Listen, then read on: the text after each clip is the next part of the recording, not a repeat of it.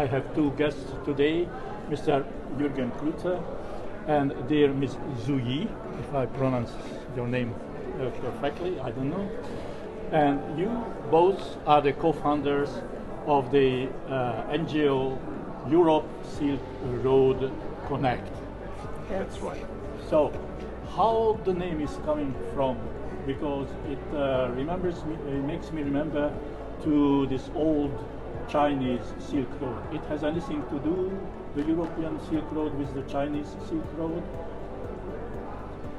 I'm asking you first.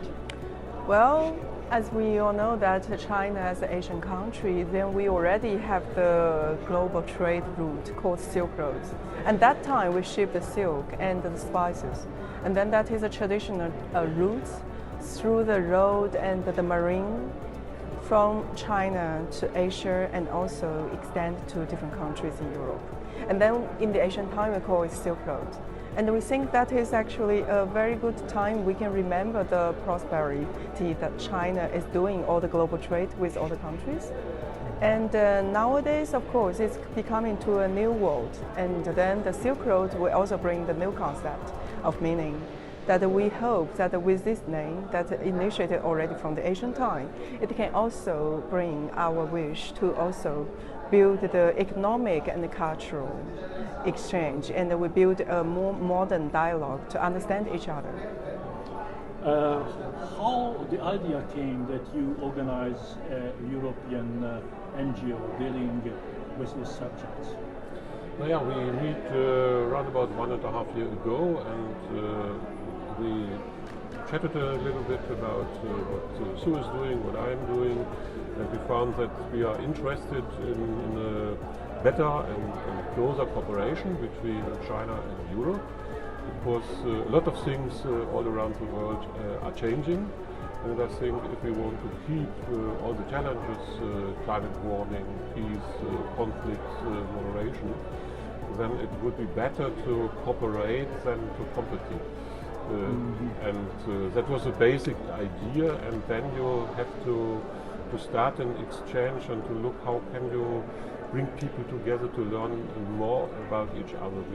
In Europe, we don't have a very old-fashioned picture of China in our minds often, and we don't recognize really the developments in China during the last 15-20 years. And on the other side, I think you'll find a lot of people in China and other Asian countries, they have a more or less old picture of Europe as well. How do you work?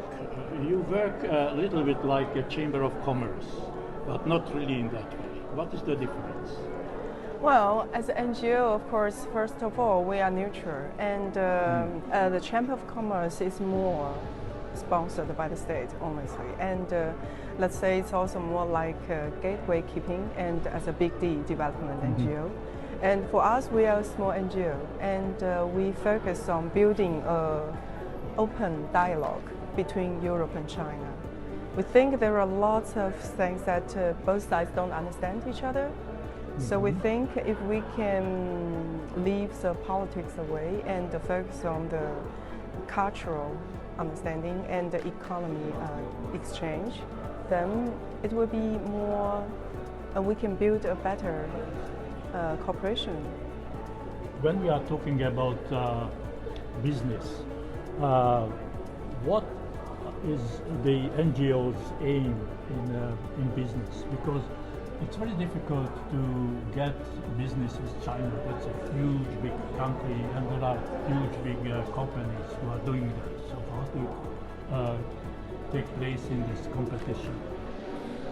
Yes, on one hand we have these big companies. In Germany we have the big car companies. They are already entered the market in China, and BYD on the other hand entered into the European market. But they have enough own experts on the payroll to manage that. But there are a lot of smaller and middle-sized companies, and that's more our interest to offer them support to enter the Chinese market or the European market. Of course, they don't have so much staff to work on that. and often they don't know. Also, if you go from Europe to China, many people or many smaller companies are interested in cooperation, but they don't know they speak Chinese language, they don't know the Chinese law, they don't know the Chinese culture, they don't know how Chinese communicate. And therefore we are from both sides, so from the Chinese side and from the European side, so that we can offer people on both sides to introduce them and to support them to get access to the cultural sphere, to the law and to the political sphere. And currently in this difficult situation, we as a business is strongly connected to political issues. You know, the high-tech things is difficult because it is suspected that it could be transferred to Russia and all these things. So you have to be really careful and you have to know a lot about politics and current rules. And that we are going to offer and that we offer already to smaller companies. It's very important that you are leaving out politics with your connection. But let's say, let's take the technology, where China is much more advanced than Europe. How can you approach Europe or China when there is so much difference? How you can bring this gap a little bit closer? Okay, I think right now we say that Chinese technology are more leading in the world, but we look back 50 years ago or 40 years ago, China has nothing when the new country was founded, honestly, at that time. And in order to learn everything, we actually attract a lot of European companies, American companies to come to China to build a joint venture, to build the factories. And then by working together, then we learned all the technology and the manufacture and the management system from the Western world.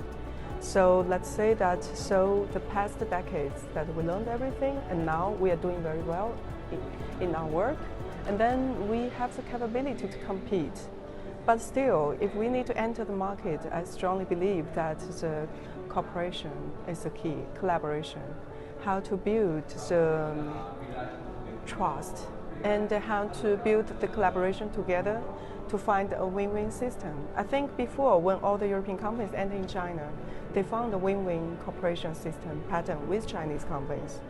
And of course, it's also supported by Chinese government.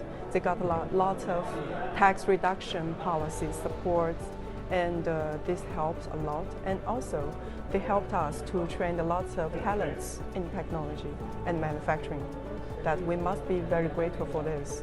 So you see right now, and when BYD is entering Europe, they invest the factories in Hungary. And then they now learn to respect all the European regulation, to learn and to settle in European market. So I think this is already a very good reference for all the Chinese companies to look into. If they need to enter in European market, then they need to respect the local policies, and that's why we are here and what our NGO would like to build up for. And also, they need to build up the partnership with the local companies to find out win-win. Yep, it's good. You mentioned culture. It's very important that the Europeans know the Chinese culture much better, because that's a very rich and very ancient culture. And it's also very important that the Chinese know the European culture better. Yeah. How can you work that out, that both sides will learn from each other? We are dealing with two projects currently. The one project is vocational training. That means that people from China, young people from China, will go to Germany. We do it currently with German partners. To get a vocational training in Germany. That means you have to learn German language, and then you have to learn about German and European culture as well. And when you live in Germany, then you can learn a lot of things. And the second point is that we are developing just a project for students to come for 2 or 3 weeks to Europe during their semester course and learn about, on one hand, on Europe, on the other hand, about the European Union. And my dream is a little bit, my reference is, we had in the past a long-term conflict between Germany and France, and we started in the 60s, an exchange of students and pupils, and that ran, since 63, yes, and some million young people took part in this exchange, and that changed the relation between France and Germany fundamentally. And I hope that we can learn from this pattern and can inspire people on both sides to start similar programs of exchange. I think that's really crucial to meet people in reality and to build up friendships between people from both sides. Mr. Klute, thank you very much. Ms. Zho Yi, thank you very much. And thank you, all of you. Goodbye.